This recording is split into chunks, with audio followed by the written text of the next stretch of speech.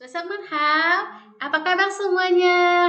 Baik, kita berjumpa lagi pada pembelajaran kita hari ini, yaitu di video pembelajaran tematik yang akan kita bahas adalah di tema 4 ya, subtema 4, tapi kita akan bagian ke PB4 dan PB5. Nah, 今天是星期五 对, 星期五 ya, hari Jumat. Tidak terasa, sekarang sudah masuk di tanggal 13 November ya, Suesaman. Baik, Suesaman sudah siap belum untuk menerima pembelajaran hari ini? Sudah ya, oke. Semoga Suesaman juga dengan melihat video ini tetap semangat ya untuk belajarnya, oke? Oke, Suesaman.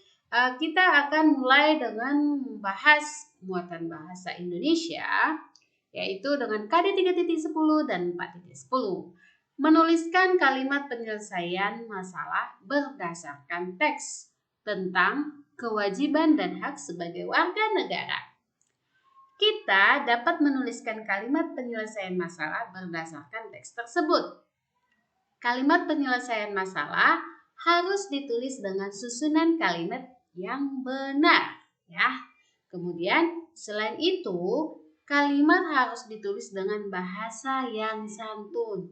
Nah, Suesamen, pada saat kita membuat kalimat penyelesaian masalah dari sebuah teks, kita harus menuliskan kalimat itu dengan bahasa yang santun ya.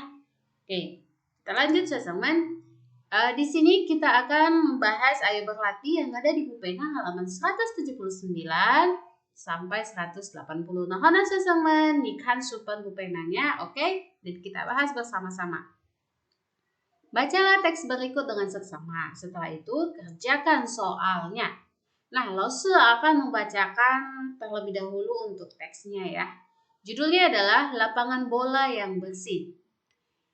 Dedi akan bermain bola bersama Jonas dan Benny. Sesampainya di lapangan, mereka melihat banyak sekali sampah plastik berserakan. Rupanya, semalam ada pertandingan sepak bola di lapangan. Sampah-sampah itu berasal dari penonton semalam. Dedi dan teman-temannya tidak bisa bermain bola di sana. Lapangan merupakan tempat umum. Setiap orang bisa memakainya untuk keperluan apapun. Namun, hendaknya setiap orang yang menggunakan fasilitas umum dapat menjaga dan merawatnya dengan tidak membuang sampah sembarangan. Masyarakat juga sebaiknya meletakkan tempat sampah di tempat yang terjangkau agar sampah tidak berserakan. Dengan itu, lapangan akan menjadi bersih dan nyaman untuk digunakan oleh masyarakat.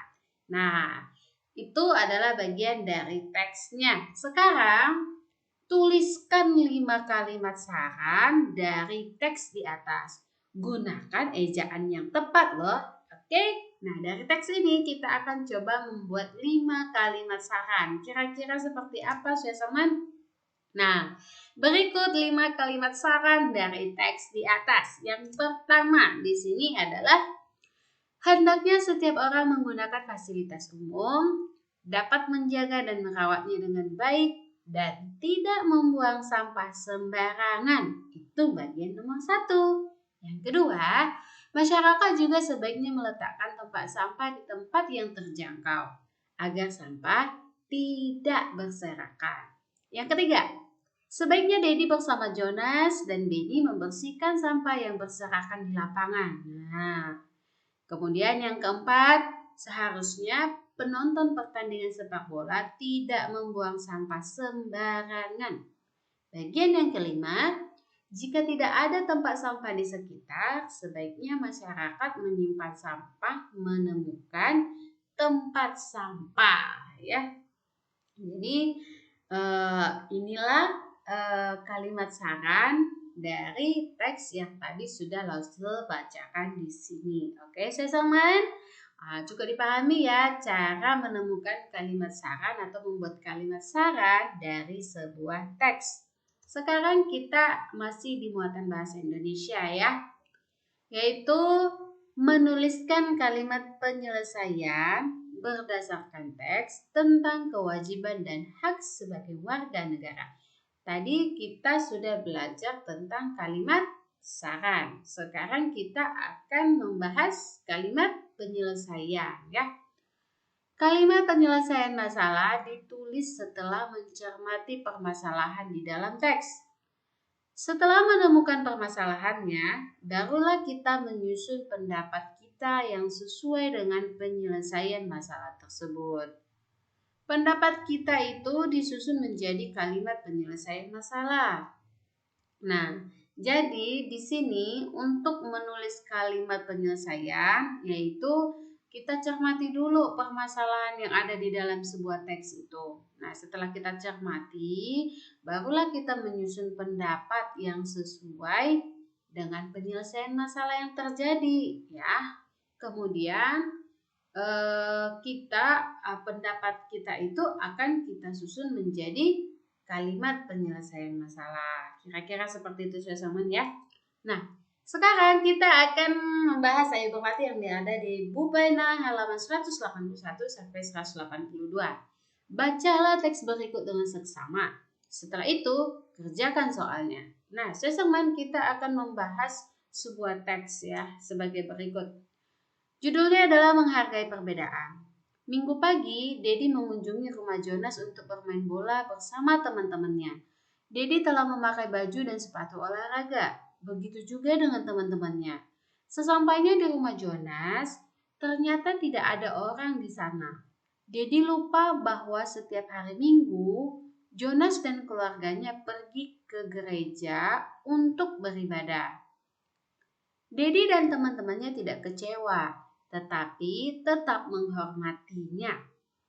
Indonesia memiliki banyak keragaman budaya, suku, dan agama.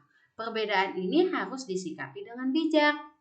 Kita harus menghormati perbedaan yang ada. Perbedaan ini yang membuat Indonesia menjadi indah.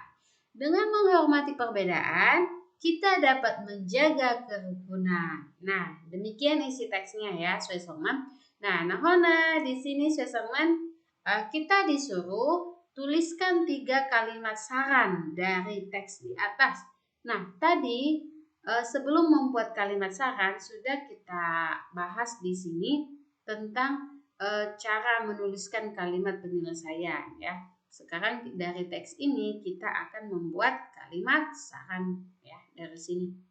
Nah, berikut 3 kalimat saran dari teks di atas. Yang pertama, sebaiknya kita harus saling menghargai dan menghormati terhadap keragaman budaya, suku, dan agama.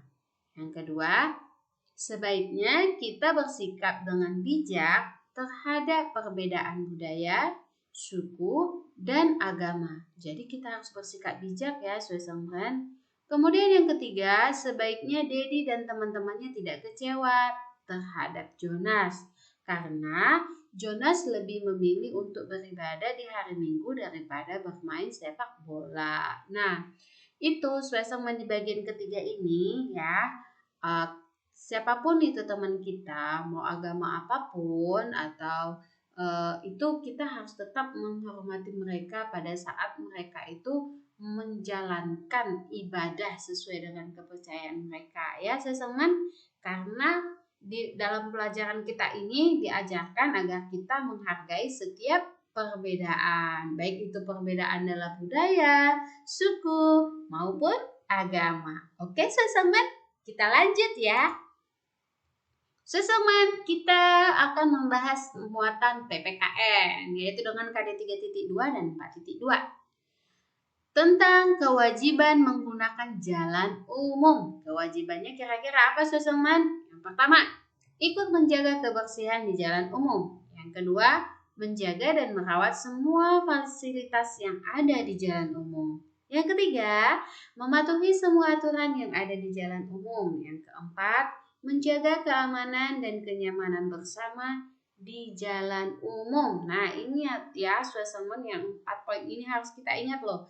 Karena jalan umum itu adalah milik bersama. Jadi bukan hanya untuk kepentingan pribadi atau perorangan. Jadi ini merupakan kewajiban kita ya saat menggunakan jalan umum. Oke, teman-teman. Nah, kita lanjut. Tadi sudah kewajiban, sekarang hak. Nah, hak menggunakan jalan umum apa aja sih? Yang pertama, haknya adalah menggunakan fasilitas yang ada di jalan umum seperti trotoar, halte, dan jembatan penyeberangan. Nah, kita dapat menggunakan fasilitas ini ya, itu adalah hak kita. Yang kedua, menggunakan semua fasilitas jalan umum yang terawat. Nah, kemudian yang ketiga, menggunakan jalan umum dengan aman dan nyaman. Itu merupakan bagian dari hak kita ya. Kemudian yang keempat yaitu memperoleh kenyamanan bersama ketika menggunakan jalan umum. Nah, keempat poin ini merupakan hak kita saat menggunakan jalan umum ya. Tetapi jangan lupa kewajiban yang tadi juga harus kita laksanakan. Oke, teman-teman. Wah, hopang. Oke, kita lanjut. Teman, kita akan membahas Ayo Bapati yang ada di buku pena halaman 180 sampai 181. Kerjakan soal-soal berikut. Yang pertama, tuliskan contoh kewajiban saat berada di jalan umum. Ya, tadi sudah kita bahas loh, teman. Kira-kira kewajiban kita saat di jalan umum apa tadi, teman? Yang bagian A adalah ikut menjaga kebersihan di jalan umum. Yang bagian B, menjaga dan merawat semua fasilitas yang ada di jalan umum. Yang bagian C, mematuhi semua aturan yang ada di jalan umum. Kemudian bagian D, menjaga keamanan dan kenyamanan bersama di jalan umum. Yang kedua, tuliskan contoh hak yang telah kamu terima saat berada di jalan umum. Tadi kita sudah bahas kan? Nah, haknya adalah apa itu? Iya, menggunakan fasilitas yang ada di jalan umum seperti trotoar, halte, dan jembatan penyeberangan. Bagian B-nya, menggunakan semua fasilitas jalan umum yang terawat. Untuk bagian C, menggunakan jalan umum dengan aman dan nyaman. Untuk bagian D, memperoleh kenyamanan bersama ketika menggunakan jalan umum. Nah, nomor 3, apa masalah yang biasanya kamu temui saat menggunakan jalan umum? Kira-kira masalah yang pernah kamu temui saat menggunakan jalan umum apa semua? Kalau di sini Lose coba membuat, yaitu yang pertama, kadang Lose banyak menemukan plastik sampah berserakan di jalan, ya. Kemudian banyak fasilitas yang tidak terawat. Nah, selanjutnya banyak polusi udara. Nah, kemudian bagian D-nya banyak pedagang kaki lima yang berjualan di trotoar. Nah, di trotoar ini adalah yang seperti di pinggir jalan itu, teman, ya. Mereka masih menggunakan tempat berjalan kaki ya. Trotoar itu biasa digunakan untuk berjalan kaki. Nah, kadang banyak juga loh di sana pedagang kaki lima berjualan ya. Nah, itu adalah beberapa masalah yang Lause temukan saat menggunakan jalan umum ya. Tapi ini nanti bebas seperti bagaimana Lause mengalaminya di kehidupan sehari-hari ya, yang Swesengen temukan dalam kebiasaan sehari-hari saat menggunakan jalan umum ya. Kemudian yang keempat di sini, apakah masalah tersebut disebabkan oleh warga yang tidak melaksanakan kewajibannya? Jelaskan pendapatmu. Nah, kalau di sini Lause coba buat, iya, apakah masalah tersebut disebabkan oleh warga yang tidak melaksanakan kewajibannya? Lause jawab, ya.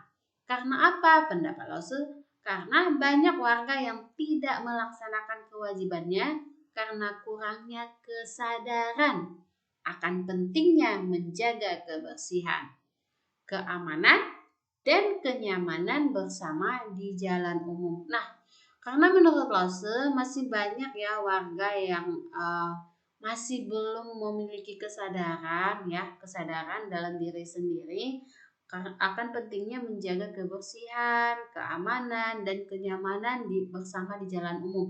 Kadang mereka itu masih membuang sampah sembarangan seperti yang tadi Lause sampaikan ya. Oke, teman, kita lanjut untuk muatan PPKN dengan menghargai perbedaan. Kemudian, sikap saling menghormati dan menghargai antar warga dapat menciptakan persatuan dan kesatuan di negara Indonesia. Setiap warga juga dapat memahami hak dan kewajibannya sebagai warga negara. Nah, contoh kewajiban kita sebagai warga negara dalam masyarakat yang beragam, ya, dalam masyarakat yang beragam adalah saling menghormati antar pemeluk agama yang berbeda. Itu salah satunya. Kemudian, adapun hak yang diperoleh sebagai warga negara adalah suasana aman dan tentram, tinggal di lingkungan yang beragam. Nah, kalau kita itu saling menghormati, ya, maka kita akan mendapatkan suasana yang aman dan tentram, ya, tinggal di lingkungan yang beragam, ya. Hak dan kewajiban tersebut harus dilaksanakan dengan baik dan sungguh-sungguh oleh seluruh warga. Nah, kemudian dengan demikian, kehidupan yang harmonis, aman, dan damai di Indonesia dapat tercipta. Nah, kira-kira seperti itu sesamanya. Jadi, begitupun banyaknya perbedaan, kita harus tetap saling menghormati. Supaya apa? Supaya kita juga mendapat suasana yang aman dan tentram, ya. Nah, teman, di sini kita mencoba menceritakan pengalaman pelaksanaan kewajiban dan hak yang diperoleh sebagai warga negara. Nah, dari yang sudah kita bahas tadi tentang hak dan kewajiban, dengan ini Suesemen bisa menceritakan keberagaman yang terdapat di lingkungan kalian, ya, di lingkungan tempat tinggal Suesemen. Juga pengalaman dalam melaksanakan kewajiban dan hak untuk menghormati perbedaan. Nah, jadi Susemen bisa nanti saling bercerita dengan temannya, ya, tentang keberagaman yang terdapat di lingkungan tempat tinggal Susemen. Oke, Susemen. Nah, kita lanjut Susemen. Di sini kita sudah masuk ke bagian muatan matematika dengan KD 3.3 dan 4.3. Yaitu sekarang kita akan membahas tentang menyelesaikan soal cerita pembagian dua bilangan yang hasilnya diketahui. Nah, ayo ingat kembali tentang cara menentukan pasangan bilangan dengan pembagian tertentu. Nah, kamu dapat menggunakan operasi hitung yang merupakan kebalikan dari pembagian, yaitu perkalian. Nah, sesamaan kita akan membahas di sini, coba ya. Ayo cermatilah contoh soal berikut. Nah, di sini contoh soalnya adalah yang ada di sini. Lani dan ibunya ingin membagikan sejumlah gelas es buah kepada warga yang sedang bekerja bakti. Jumlah warga yang hadir diperkirakan sebanyak 50 orang. Berapa gelas es yang harus disiapkan dan berapa gelas untuk setiap orang yang hadir? Nah, di sini ada dua yang ditanya Susemen. Yang pertama, berapa gelas es ya yang harus disiapkan dan berapa gelas untuk setiap orang. Nah, permasalahannya dapat dituliskan sebagai berikut, yaitu banyak total gelas es dibagi banyak gelas es untuk setiap orang, ya. Ini harus dibagi. Ini kita bagi dengan ini dan hasilnya 50, ya. Sekarang kita akan coba dan ingat kembali di mana kita harus menentukan apa dulu Sasaman, yaitu menentukan pengali sembarang. Yaitu pengali sembarang harus kita tentukan dulu.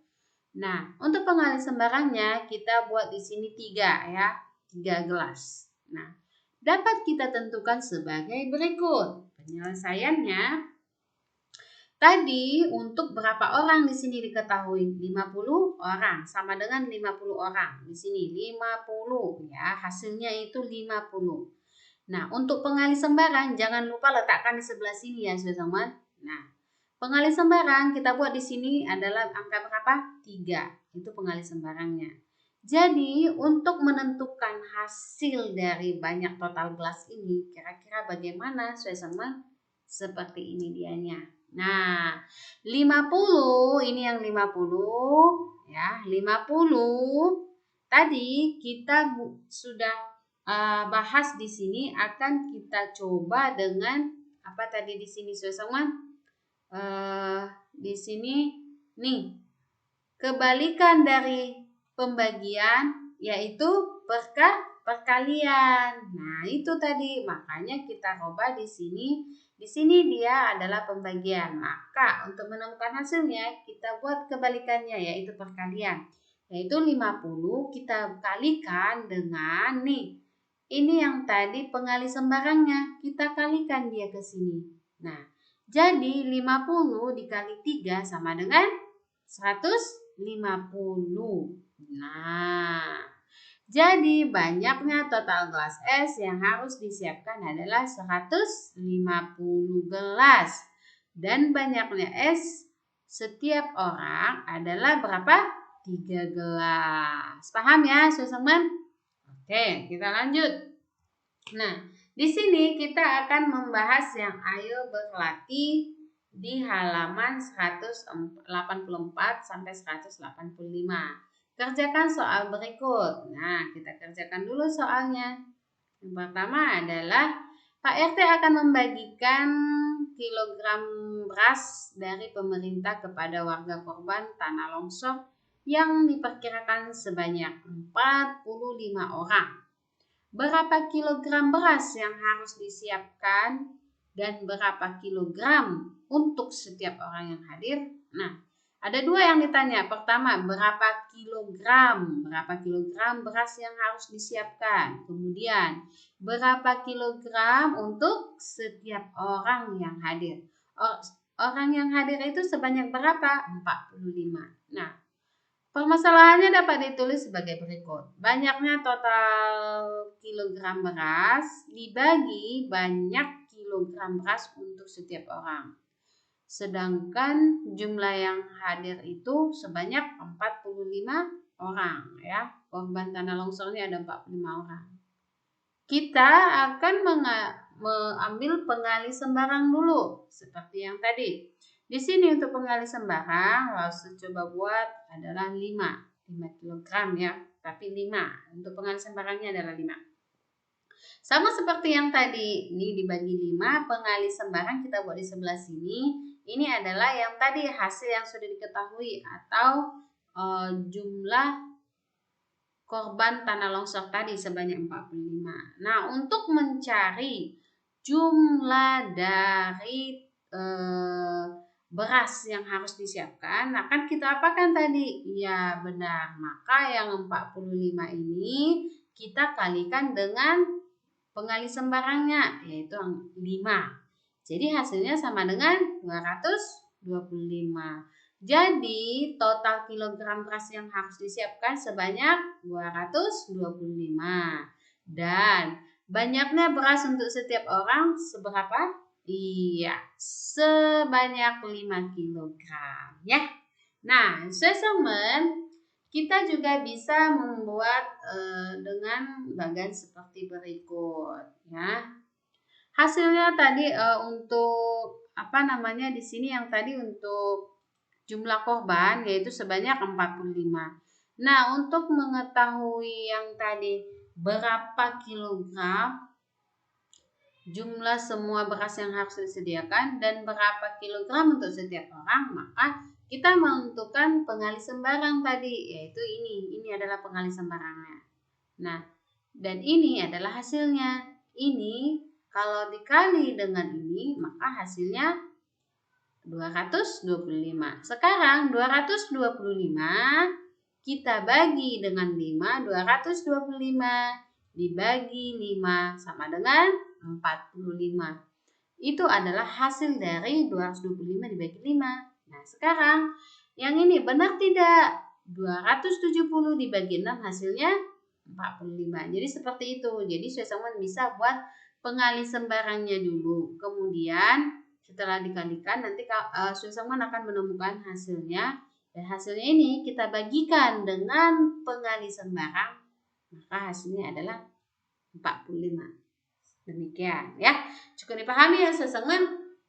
Nah, oke teman-teman, untuk pembelajaran kita sampai di sini dulu. Saya harap teman-teman ulang-ulang lagi di rumah, perbanyak latihan, terutama matematikanya untuk pembagiannya. Tetap diulang ya, dan dicoba. Pasti bisa, oke teman-teman? Nah, teman tetap jaga kesehatan, kemanapun melangkah keluar dari rumah, tetap mematuhi protokol kesehatan, dan usahakan menghindari keramaian ya. Rasa harap teman tetap dalam keadaan sehat, dan dalam lindungan Tuhan Yang Maha Esa. Tetap semangat teman dan sampai jumpa kembali pada video pembelajaran selanjutnya. 谢谢学生们，再见。